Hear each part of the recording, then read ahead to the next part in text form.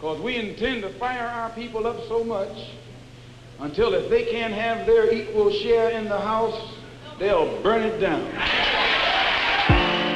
Malcolm X is one of the most famous people from the USA's civil rights battles. But he remains controversial. To some, he is a hero of black civil rights and fighting racism. To others, he was a man who promoted violence. Unlike some of the other massive names from those times, like Martin Luther King Jr., who backed non-violent protest, Malcolm X's argument was that black people must get freedom by any means necessary. I'm not for anybody who tells black people to be nonviolent while nobody is telling white people to be nonviolent. So what was such a famous figure doing strolling around the streets of Smethwick in the West Midlands in February 1965? Smethwick at the time was seen as a hotbed of racial tension. The previous year, the Conservative MP Peter Griffiths had won the Smethwick seat from Labour by endorsing the racist slogan, "If you want an N-word for a neighbour, vote Liberal or Labour." The American activist was given a tour of Marshall Street, a place where some residents had been encouraging the council to make housing only available to white people.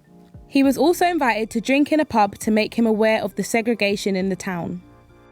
The interview he gave in Smethwick was one of his last. Non-white community should be itself, and in being itself, it should develop all of its own natural potential and go forward.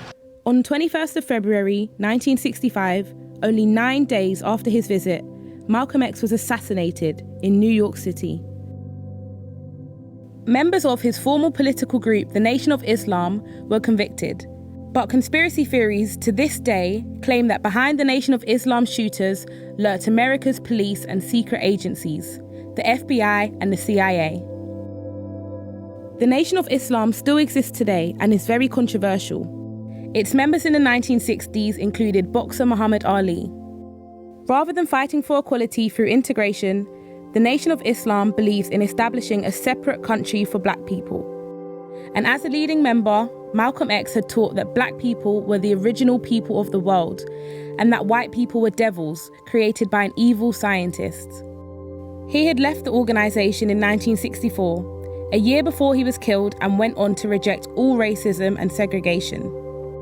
Peter Griffiths went on to lose the Smethwick seat after 2 years to Labour in 1966. He later became a Conservative MP in the Plymouth North seat and served for nearly 20 years.